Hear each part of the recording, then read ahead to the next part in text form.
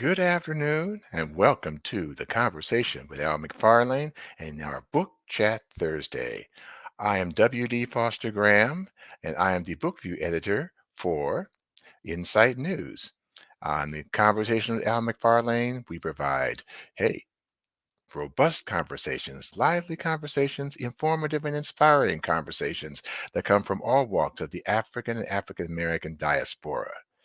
We have, in terms of our subscribership, surpassed 1,000 subscribers, and we're shooting for 2,000. So, if you like our content, please like, share with your friends, your followers, and subscribe to the Conversation with Al McFarlane. Also, in addition to being a book review editor, I am also an author, and it is my pleasure to announce that a release of my latest Christopher family novel series, which is known as To Thine Own Self, to kick off Pride Month. It will be taking place on Saturday, June 1st, 2024, at the Stride Bookstore, located at 901 Nicollet Mall, Minneapolis, from 1 to 3 p.m. So, hey, I believe in let us go ahead and start our Pride Month with a little romance, because yeah, I'm all for romance in all its forms. Now, I would like to take this time to introduce our guest author for Book Chat Thursday. Is Brother Albert Briscoe, and he writes under the pen name also of Below.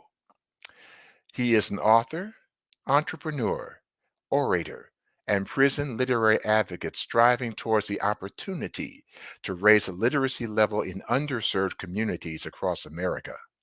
Writing, pioneering innovations, community interaction, and mentoring youth has allowed his experience to inspire confidence and change in those that have been challenged by illiteracy. A seventh grade dropout and a five-time repeat felon that has experienced over 10 years of incarceration, Mr. Briscoe chose to reevaluate the importance of education and pursue a crime-free lifestyle.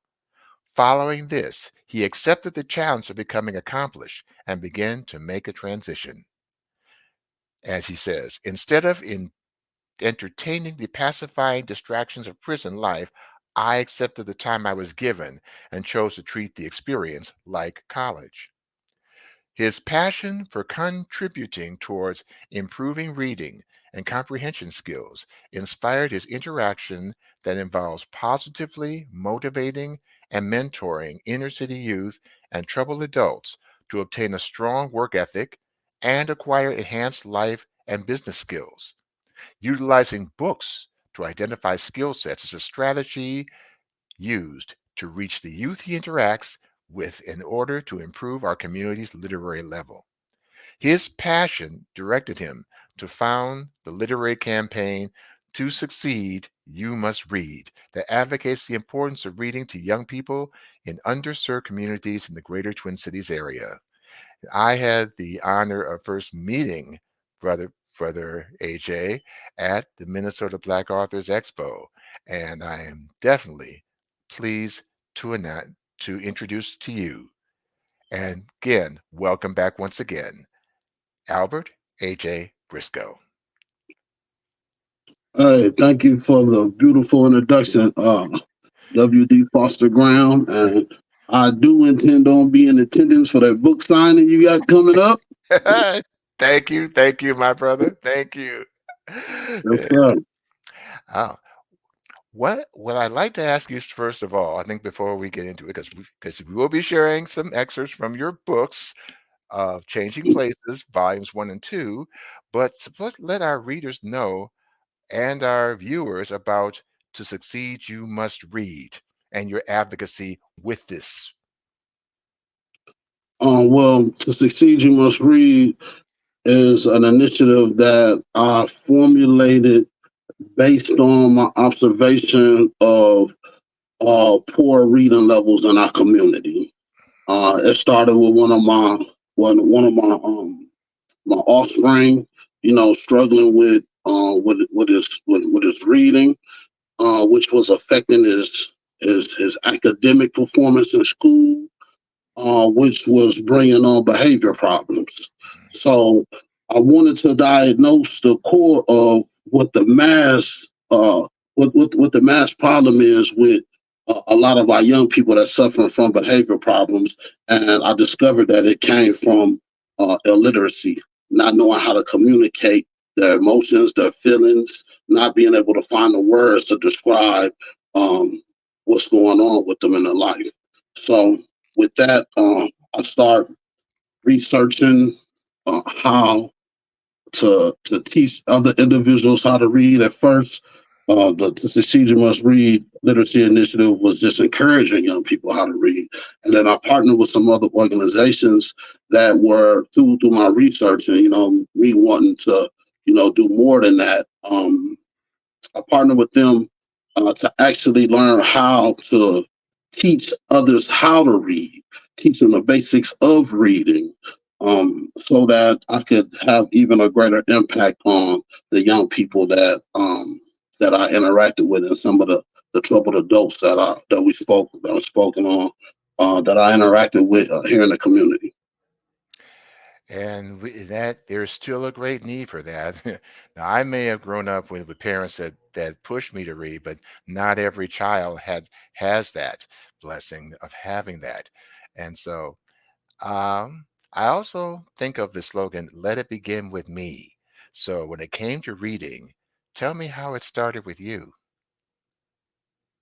I actually I didn't read my first book until I found myself. I was I was incarcerated as a juvenile, and I picked up a book and I actually read Malcolm X. I know that might seem, or sound like, it might be a little too much, but I was a straight A student throughout my the time that I attended school. Uh, like my bio read, I did drop out in the seventh grade, but I was highly advanced. So reading wasn't a problem for me. I just never did it. I never had nobody to encourage me to read. Um, I never had. It wasn't individuals in my environment that were high strung on reading books. So when I picked up a book, I discovered the power of reading, and it changed and impacted me greatly, and it changed my life. Indeed, indeed. Hey, when we read, also we learn that hey, to be a good writer is being a good reader, and you yourself have done that. And I think about too, without a test, there is no testimony. So when I was reading Changing Places and stuff, and I was thinking about you know, what we've talked about, in how what ways would you consider these two books a testimony? Um, they say, it's a lot of truth written in fiction. Oh, So, indeed. yeah, coming up, in the lifestyle that I came up in, it was kind of taboo to talk about certain things. So I learned uh, that I could express the things that I couldn't talk about to others, that I had experienced. I learned how I could I could mask it in writing. So a lot of the content that formulates the changing places, the volumes, it comes from life experience. So the testament, well, most people who read the book, they think that it's like my biography or something. So Mhm. it's closer than truth than it is fiction, it seems. You know, so this is a true testament in a sense, but it's also fabricated. Um, I utilize a lot of logical lessons, I would say, logical things in the book to spark the reader's interest, to keep the storyline interesting. So I use not only my truths but also the community's, the society's truths to outline the storyline of this book. To create a true testament. Indeed, and it is definitely a testimony. Um, when I think of the characters like Mel and Davida and Harold, like J Rock and Little Harold and Old Girl, uh, what were your inspirations to bring that brought these characters to life? Because I agree with you that you provide enough truth to add a touch of reality to the story, which makes it kind of stand out from what I say about urban fiction. Yeah, actually, all the names in these books are real people. Oh. Um, yeah, so I kind of I mixed up their characters, the characteristics of the characters with the true people. So I use names that I use real names of people that I knew, and I took some um, of their characteristics to formulate the characters in the book, if that makes sense. Oh, it makes perfect sense. Yep. So I believe every single character in here is a real person, and it is that they're descriptive of a real individual. Yes, that's true. I admit when I wrote my first novel about Mark My Words, my main character was based on characters like my dad, some of my uncles, and people like John H. Johnson and A.G. Gaston, those who were those movers and shakers back at the time. So yeah, it adds to the authenticity. Uh, when it comes to the no place, um, I noticed that yeah, you did include also photographs to add to the authenticity of your books. Now, were some of them in Chicago, some of them Minneapolis, or what? Um, it was all Minneapolis. Hmm. I know that you know the culture of Minnesota uh, involves Chicagoans, people from Chicago. Hmm. So Chicago's like Minnesota's cousin almost. You know what I mean? So I know that that was another thing that would spark readers' interest. And something that it'll be something that they'll be able to relate to, Chicago, and the transition to Minnesota and back and forth. So I kind of just used um, the whole ideal of Chicago because I've only been to Chicago to visit, a few times. I Hmm. haven't lived there, so I just used some of the things that I knew and mixed it in with the Minnesota culture. You see, as I brought it back to Minnesota. There you go. There you go. So, changing places. What was your inspiration for the title? um, it was the character of Harold.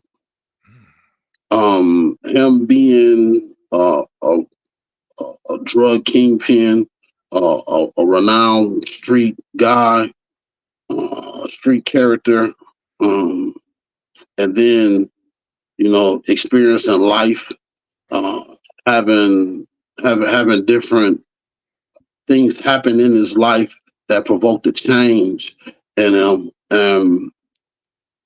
With his influence, being as impactful as it was, in the storyline.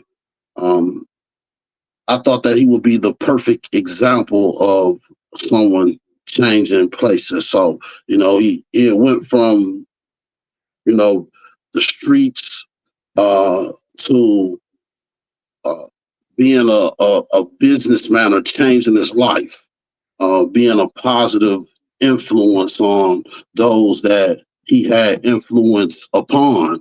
So that kind of inspired, the whole concept of changing places. And like I said, the book is also, it's closely related to my own experience, my own testament from going, from coming from going to prison and being in the streets to um, totally changing my life, to dedicating myself to my community and my family. And I say this and humor a lot, but also it's descriptive and it's very true of my walk. But I tell people, I went from slanging crack to slanging paperbacks. Hey, okay, all right. And I say, I give you all your props, my brother. So that being said, can you share an excerpt from Changing Places? Oh, definitely, definitely.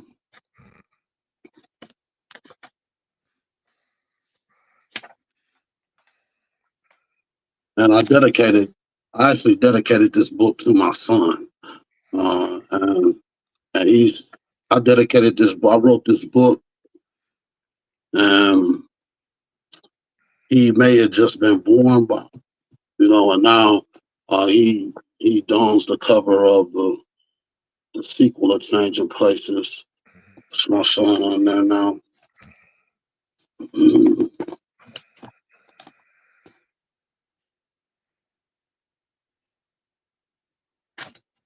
So I'm gonna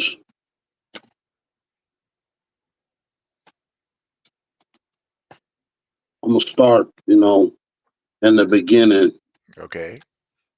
I think to kind of give you an idea of where Harold was at in his mind state, that's really in relation to the book title of Changing Places.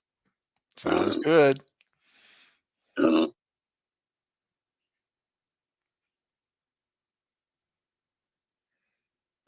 so this kind of describes the craftiness of Harold's upbringing. It says Harold told, and it's speaking of when he had just met Davita. Um, So Harold told her to open an ashtray to get the weed and papers. She rolled up, lit it, and thought, oh, yeah, I got me another one, but I might have to play him a little longer because his weed is fire. By the time they got to the park, they were blown. To her surprise, Harold had everything in order for the picnic. Throughout the entire time of the picnic, Harold was making moves on Davita, but she rejected every one. Harold was outraged after he dropped her off because he had struck out. The following three times he took her out, he still had no luck. Randomly, Harold had asked Davita to a Patti LaBelle concert. She gladly accepted his offer. While going to pick her up, he stopped by the pawn shop and paid for the chain he had put on layaway to surprise her. When he pulled up, he honked and Davita came right out. When she opened the door to sit down, she seen a box sitting on a seat with a ribbon wrapped around it. She said, "What's this?" He said, "Just grab it and get in." She picked up the box and sat in the car. "I wanted you to look and feel extra special tonight, so I got you something to make that happen. Open it." She opened it and her eyes lit up in the sight of a gold necklace with a moon medallion dangling from it. She said, "You like it?" "Yeah." "Well, lean over here and let me put it on for you." When she leaned over, Harold connected the chain on her neck, then kissed her softly. He didn't try to reject his kiss. She didn't try to reject his kiss because she thought the gesture was sweet, but quickly thought to herself that no matter how nice the gesture was, he still wasn't getting any coochie. They had fun at the concert, and Harold was furious that Davita asked to be taken home right after the concert was over. He had thoughts of getting it on tonight, and it wasn't looking good. On the way home, Harold asked Davita with a confused expression on his face, "Don't you want me, baby girl?" Uh, Harold, "I like you, but I'm just not ready for a relationship yet, and I don't think you are either." Harold argued that, but Davita didn't change her feelings. He was pissed and tired of playing Casanova. Harold had a problem with PCP, which is wet gorilla piss or water. When you smoke this particular drug, it will make you do some crazy things like get naked. He knew she liked smoking weed, so he plotted to dip some of the joints that he was going to smoke with Davita to get her to get out of her clothes. Davita called on a Friday and she said she wanted to go out. He reluctantly promised to take her out because he usually made good money hustling on Fridays. When he picked her up, he knew she would ask about some weed. So when she did, he told her, "Baby, I already got one roll. Look in the ashtray." She lit the stick and said, "This weed smells funny." Harold told her that it was endo and it was supposed to smell like that. About 3 minutes later, she confessed that she was high as a smoke detector and didn't want to go to the club. She just wanted to chill. Harold had already been driving towards the park. Before they got there, she had already started tripping and stripping. The park was empty, which was perfect for what Harold had in mind. Harold tried to kiss on her, but she denied him. So Harold, knowing that she was high and tripping off the PCP, forced herself on her. She struggled a little bit, but he pinned her down. When he finished, Davita saw the blood from where her chastity had been stolen and freaked out. She jumped out of the car and started running through the park yelling, "I lost my baby." And that was um, an insert that was descriptive of a couple things, the power of some of the drugs that are available in our community, what they'll do to you, how they'll make you react, and also the mind state of a confused individual not knowing how to properly engage with a woman or accept the whole process of courting, being that he may feel like he's entitled um, due to, providing small things like uh, allowing her to smoke weed or buying her a necklace. And now he may feel like it's an obligation um, for her to give in to his desires. So that's what that was kind of descriptive of, describing Harold's, his train of thought at the time, having a young mind, and the lengths he'll go to get what he wanted. It also sounds like he really didn't have a role model to teach him otherwise. Would you agree? Definitely. Hmm. That kind of shows up because I know when I was reading it, I realized that Harold ultimately paid a price for that. Yeah, he did. He paid a price in the sense of, um, not being able to. When you read the story, it goes on and it reveals that, through that incident right there, it brought on, little Harold, which is a child that him and Davita had. But he also thought that he had killed Davita, um, and um, it caused him to get strung out on drugs, to kind of lose his way, and with that, the story just progresses. Yes, indeed it does. I think we mentioned before airtime about the fact that as we fast forward into the second portion of changing places, that yeah, that the street life is self-destructive, but at the same time, it's not easy to leave it. So, could you elaborate for our viewers? Oh yeah. That's definitely a true statement, Mr. Foster Brown. Um, the street, I always describe it like this when I'm talking to my grandkids or my kids. I tell them when it's incident behavior involved, or if they got some going on that they shouldn't really be entertaining. I let them know that, a lot of things are easy to get into, but hard to get out of, So, with me personally, um, I was conditioned in the selling drugs. It was easy for me. Selling drugs was easy because it was second nature. It was my thing to do, and like I also mentioned before that It was one of the hardest things for me to stop selling drugs, and it was hard for me to get out. You know, you hear some things like about gang life and the street life. They be like, you can get in it, but you got to do this to get out, or you got to. And it's not necessarily, you know, that extreme, but at the same time, when you're trying to do the right thing, you know, if you take that mind state on when you're trying to do the right thing, you still got those negative people around you, those same people around you, and that makes it hard to get out of that mind state of doing whatever you was doing. You know, it makes it hard to get out of that mind state. And they tell you when you're dealing with when you're dealing with recovery or people with addiction. You know, I also, you know, that's a profession that I'm involved in as well, dealing with people, you know, in reentry and recovery. But you know, one thing they say and that they advise strongly is that you change your people, places, and things, and that's one of the things that you have to do. And if you're not, if you can't displace yourself, you know, from an environment, you know, like say we grew up in our community, in this neighborhood. Um, if you can't displace yourself in a different geographical location, if you can't change your location, you know, your geographical location, then you got to change your mind state. Mhm. And it may be a hard thing to do because, like I said, you wired up a certain way, and then you have to, you know, strip those wires and wire yourself up the right way with the right information.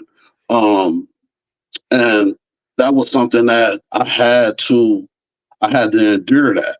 And with that, that was something that I didn't want, you know, others to have to endure. So I've been thinking, you know, I just thought about the best ways I might be able to get others to get that, you know, to get that whole concept of, um, you know, not having to follow, you know, the footsteps of another in front of you if it's not led in positivity and productivity. Um, and that's just Yes. kind of, you know, my take on that. Yes, indeed. Yeah, I've heard that basically, yeah. Make sure you think very carefully about the people we surround ourselves with. Are they going to lift us up or are they going to bring us down?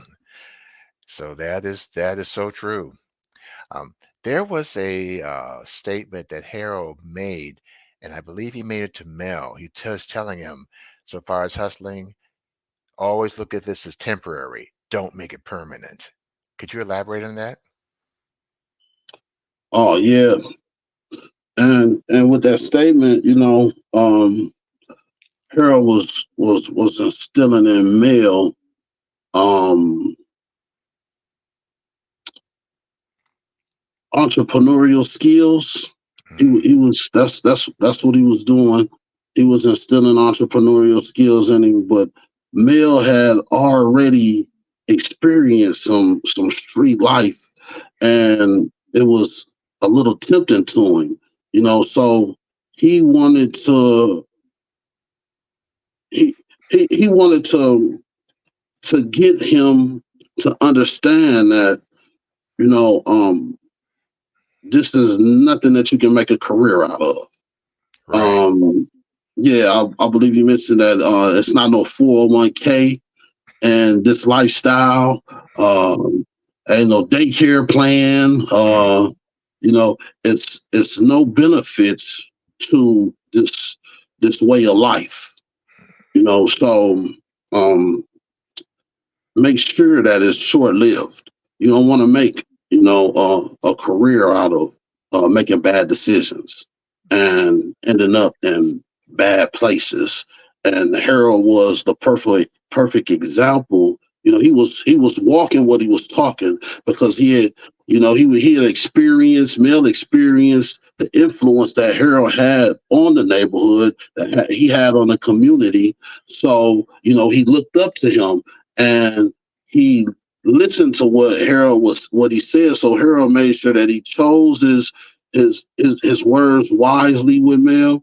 He made sure that he guided him and directed him, um, you know, with some real insight instead of just um, I think the norm of just coming up in that environment. Um, and he wanted to give him, he wanted to make sure that Mel could tap into his vision. He could tap into his skill sets. So he was relating things that were going on in the streets to to things that were recognized in corporate America and in the corporate world, the working, the normal working man's life. He was pointing these things out to give Mel to understand um, that it was more than just uh, growing up running the streets, selling drugs, gang banging, going crazy. Thank you, brother AJ. And on that note, we're going to take time out for a little break, and then we'll be back to talk about more about changing places and about creating change. If you've not done so, consider getting vaccinated against the COVID-19 virus. At vaccine.gov, enter your zip code, your preferred vaccine type, and you'll get a map with locations eager to serve you. Getting vaccinated saves lives. Vaccine.gov can help you do your part. Hey, well, we're back. The Conversation with Al McFarlane and our guest author, Albert A.J. Briscoe, also known as B. Lowe. And I have a couple of questions to ask you pertaining to one, the book, and two, just if we're looking at the state of our community. One, um, what would what how did you see the contrast between Mel and Little Harold in turn, because they both had the same father, but their lives turned out in completely different directions? And number two, what are the things that we can do as a community to stop the school to prison pipeline? Okay, could you do me a favor, Mr. Foster Graham, and repeat that first question for me? Okay. Now, in the book, Harold has two sons. He has Mel and Little Harold. And what I would ask is, how do you see the contrast between the two in terms of they had the same father, but they went in different directions? Okay, so with the brothers, with Little Harold and Mel, um, they both had totally different experiences. Mm, Um, we know that Little Harold, we know that Mel, you know, he had some consequences to his behavior, and it was able to unfold, and I think that Little Harold had not had any consequences to the the initial decisions he was making in regards to how he was going to live his life. He didn't have anything going on to make him think a different way, So, Mel actually, his mother was killed behind his personal, behind his actions, right. and that was one of the pivoting moments for Mel in the storyline in regards to him changing places. Um, because it was more than just Harold. The story of changing places, change happened to more than just Harold, and I wanted to make sure that I had outlined that in different individuals' situations, just to reiterate that change can happen, and it's not magical. It doesn't just happen once. It happens, to those who are seeking it.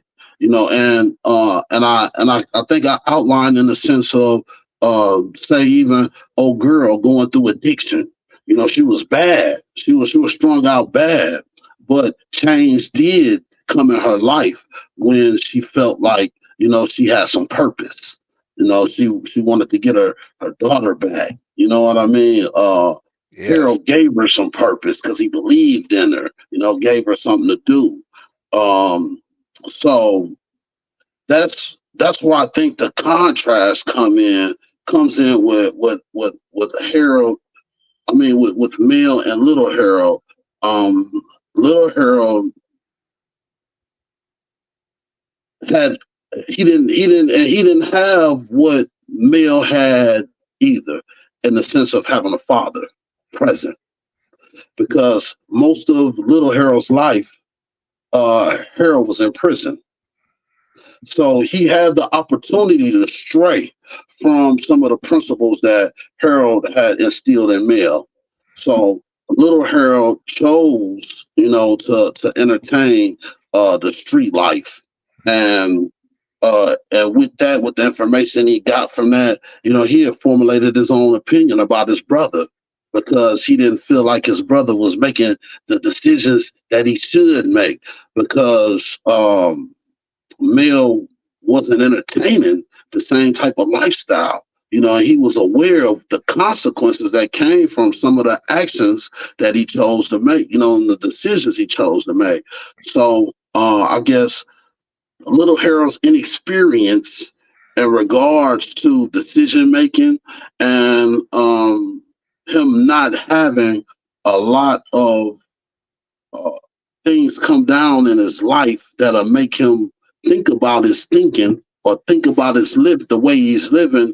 I think that brought on that contrast, because little Harold took pride. He took pride in being Harold's son, and his renowned reputation of the street life, what he did in the street. He only glorified what he did in the streets that was negative. And Mel took the positive that Harold was doing, and he let that inspire him. So Harold, owning businesses, the barbershop, restaurant, you know, property, those type of things, he allowed that to affect him, opposed to, little Harold allowing the stories he heard about his dad's reputation of back in the day, selling drugs and other. He allowed that to affect him, and that's how they had taken on different paths. Yeah, that will do it. There's no doubt about that. And so that being said, so far as my second question, as a community, what are the things that we can do to stop the school to prison pipeline?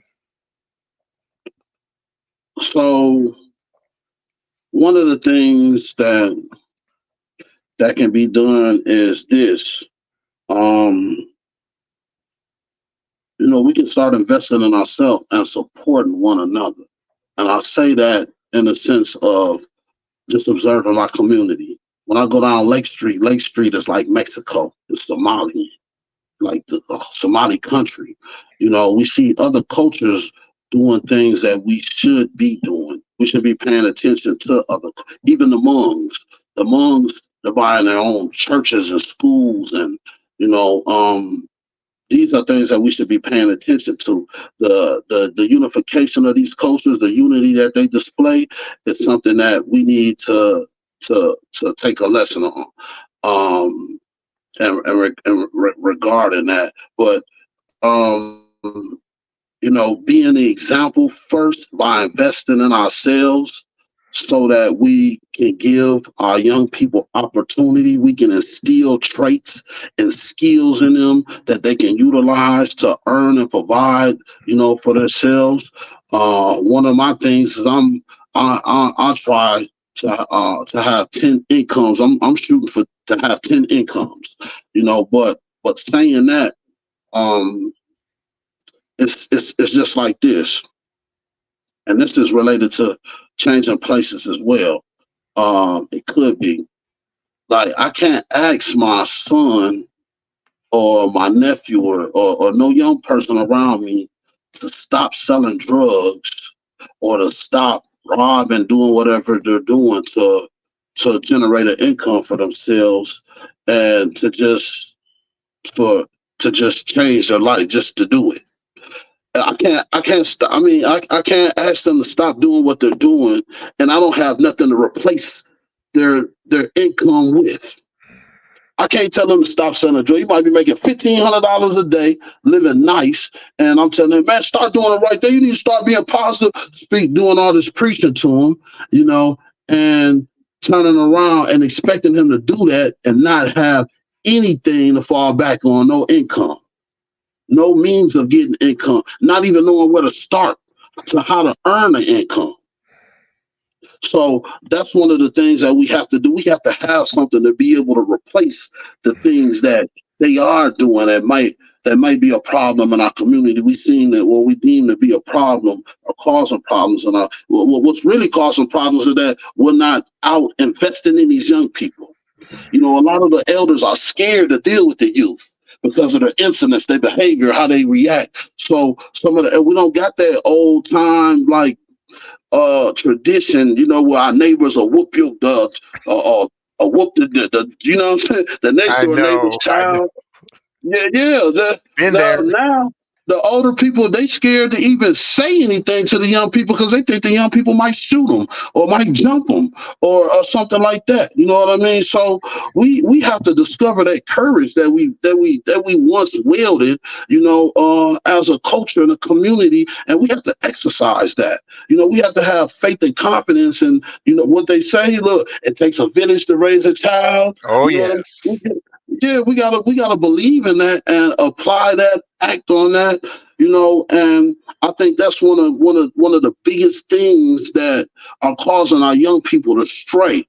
It's not they can it's social media, the things that influence them and all of that stuff, but more than anything, if we had our own up close and personal influences on these young people, showing them like, look, this is how you get that.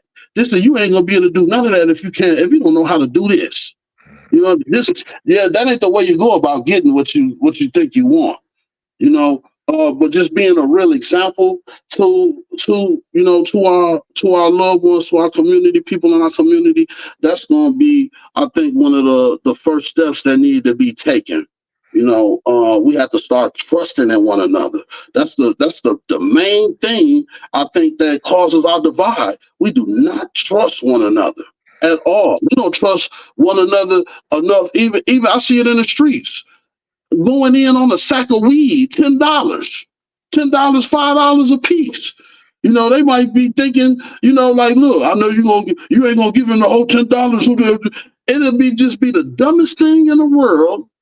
That identifies that distrust that is relevant. I mean, that lives within us in our community.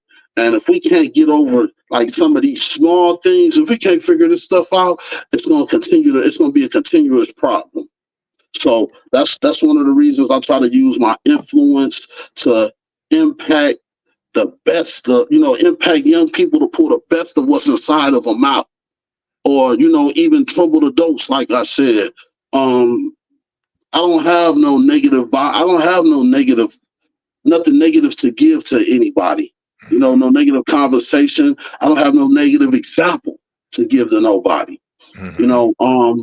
So I think that's what it's going to take. It's going to take us walking and talking, the business of reform and change. And really trusting in our young people, believing in our young people, believing in ourselves, trusting in ourselves. I think that's going to have to happen. That's so true, and it begins within each one of us. So you touched on it earlier. So when it came to these two books, who do you want these books to impact? If you do, just elaborate on that. I want these books to impact the generation from the youth to the elders, and being so, the reason so is just what I just spoke on. The elders have a job as well. We do. So looking at Mel, looking at Harold. It doesn't matter how long he was entertaining the foolishness. He had a job to straighten up, to man up, to to place this influence positively on others around him. So some, because it's a lot of grown kids that I see every day in the community. Grown children doing this. I mean, grown as I don't know what, 50, 60 years old, Mm-hmm. still pants sagging, hat cocked, all, talking slang, even our eloquence, our talking, you know what I mean? Our speech. That has an impact on the young people. If all they hear is slang, then they ain't gonna know how to speak, how to talk. If we have somebody talking, in a correct manner, speaking sense when they are talking, then that's all they'll know how to do. They only know what they can learn from us. So um I don't even know how I got off track, Mr. Foster Graham. With that, I forgot where I was going, what the initial question was. Was about who you want to impact with it with this. Oh yeah, yeah. So I wanna impact the elders and the youth. I want the youth to to look at this reading, because I told you, I think we had a personal conversation, and I Mhm. had mentioned my experience in prison and what I observed. I Right. observed a lot of individuals in prison taking the urban fictional novels, reading Mhm. it, and it be some fantasy stuff, but they try to take that fantasy and turn it into their reality. So what I want to do is this: if they take this information and they utilize the same system, they try to apply it to their life, then I want it to have a different impact on them. If they try to apply this information, what they read, what they think is urban fiction, if they apply this to their life, then they're going to have a different outcome than maybe some of the traditional urban fiction that they're reading when it's glorifying some of the wrong behaviors. So I want to impact the youth in the sense of, they can do other things. They can be businessmen, business kids, whatever, teenpreneurs, youthpreneurs, whatever it may be. Yes. Um, from while they're coming up in the midst of whatever's going on. You can take your skill set and you can strive. You can strive to thrive, to try to change your circumstances. So I want this to impact young people in that sense. And know, and more than anything, I want them to know, and they got real life examples around them, but I want them to know that, the street life isn't all what they make it out to be. It's overrated. It's really overrated, you know. And I hope that they can get that message out of reading one of these books. Yeah, I hope so too. Because when I was reading it, because I've read my share of urban fiction, but with yours, it definitely flips the script, and it's much needed to do just that. So, and with that, what is your next project? Um, I've been working on um some back office stuff, but like programming. And one of the things that I plan on doing next is um rebirthing. To succeed, you must read. Mhm. Um, but I'm gonna do it from just one angle, one angle, and what that is gonna be this. Because I noticed this in our young people in our community, um, that they're competitive about sports and they're competitive about, they're real competitive in the sense of everybody want their kids in football, basketball, so, whatever sport they can get them in, the parent gonna be there support them, or they may not, but uh it's a lot of competition going on, and the physical form. Mhm. um and I want to start a trend to where our kids, our young people, our people are being just as competitive intellectually, academically. So Indeed. one of the things that I had done in the past is I had hosted a spelling bee. And in that spelling bee, I gave all the participants words of study.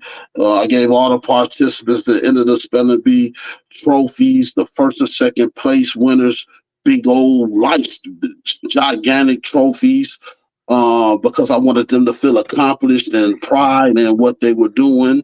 Yes. So I want to do.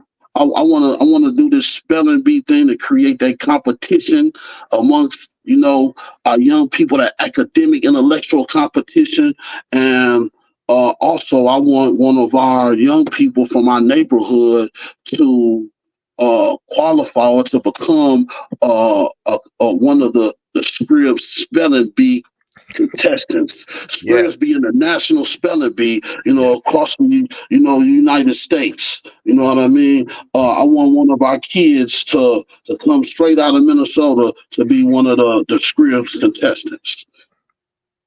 Oh, yeah, that would be awesome. Because I saw the movie Aquila and the Bee, and interesting enough that life imitated art when a 14-year-old black girl won the Scripps spelling bee in real life. And so that was simply amazing. Now, You know what I'm saying? where can our readers and our viewers purchase your work? You can Google it. Google me, Amazon. Um, some of the local publishing houses. Minnesota Black Ink. Um, Stride Publishing. Um, they can also visit my website. That way, they can get whatever it is that they'll get all the book titles. Well, all the book titles are available in the places that I just named as well. But I ship off all my books personally. So on my website, when you order a book, it'll give me all your information and all of that. I'll go on there and I'll personally inscribe your book and put it in there, and I send it to you. I send it off myself. So it's a personal touch to it. If that's something that you're interested in, because that's something that I'm interested in. Like, I know you got a one of those the backgrounds on your, like an imitation background, but this is my true library. And one of the things that I do, and I'm gonna say this real quick, I give young people dictionaries, so it'll be their first book to build their library. Because in most houses in the urban neighborhoods, there is no libraries in their houses. When you go to rich, affluent people's houses, they have expansive libraries. You know what I mean? And that is indicative of something. You know what I mean? So, but one of the things I do have, and this is real small, this is just in my personal office up here, but I got an expansive library, and this is just what books that I've read, that I refer to. But I got a whole section on here, and these are all books that have been. There go your book right there, Mr. Foster Graham. Yeah, that's it. That's But it. yes, it is. But these are all personally autographed books. So I collect, autographed books. Dr. Vernon Price, uh, man, Bert Burlow, they're from Minnesota. Compassionate Rebel Number Volume 1 and 2. Jessica Winnie, she's big in the Bill Rowdy. That's one of my personal mentors. Manhood to manhood, manhood from the hood. Yes. I even got Dr. Miles Monroe, Daniel Petty. I got some real jewels. But I believe that we all should have libraries in our homes. Um, and for the reason it is, because our kids are so curious, if they allow their curiosity to lead them to the library, they're going to discover a whole lot of things that they may not have known of. Like they got that, the saying, if you don't want a black person to know something, put it in a book. So I'm always seeking and digging and trying to find out what's been hidden from me. Picking up books. Indeed, indeed, AJ.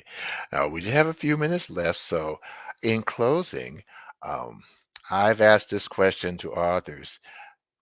Looking at where you are today, and from all that where you are, what you've gone through, what are two or three things you would advise your 12-year-old self?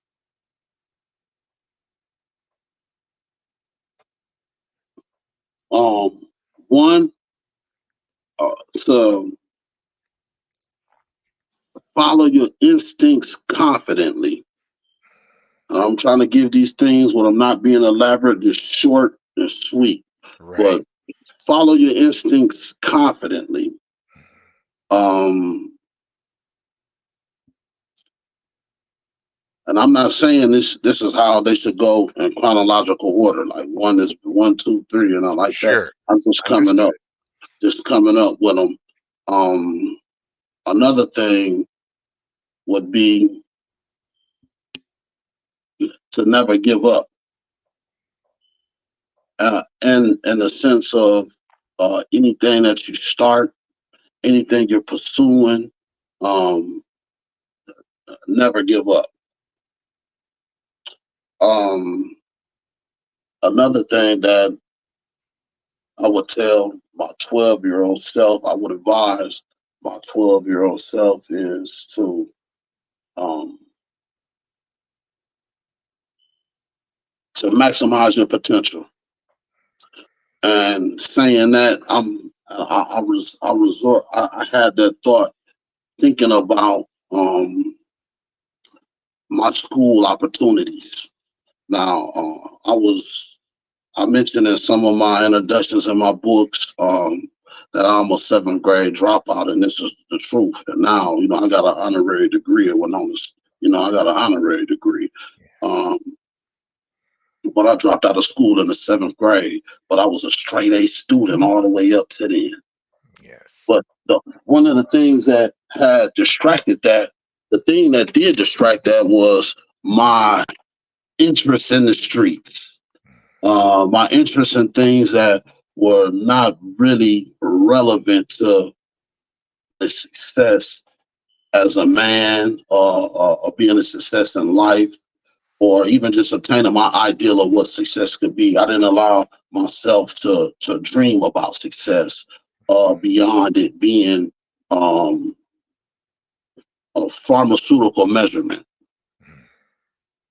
So I'm saying like a kilo, you talking about the keys and all of that type of stuff. I allow that stuff to cloud my vision, my judgment, my drive, my skill, um, and it was just a total waste.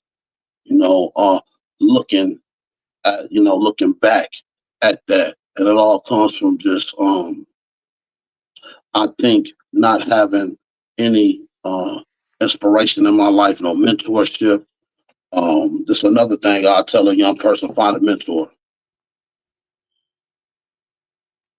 Find them. Keep a mentor. Find multiple mentors. Find somebody doing what it is that you want to do in life. Pay Most close attention definitely. to it. Most definitely. Well, Brother AJ, I thank you so much for your input, for your insight, and your contributions, and your gift with as a wordsmith and sharing your story today. I definitely appreciate you. Thank you once again to the conversation with Al, Mr. McFarlane. Thank you, Brother W.D. Foster Graham, for having me today and allowing me to share with your audience and those that are in your network. And like I said, I appreciate your support. Though I appreciate the way you support me. So the way that I can reciprocate that is by supporting you, showing up to your endeavors, showing up for you. I appreciate you very much, W.D. Foster Graham. You've been monumental in my literary career, by just for giving me the opportunity to showcase um, my projects, what it is that I'm working on, the things I'm working on, the books that I publish. You're giving me a great outlet. I love you so much for that. Thank you, my brother. Thank you. Thank you.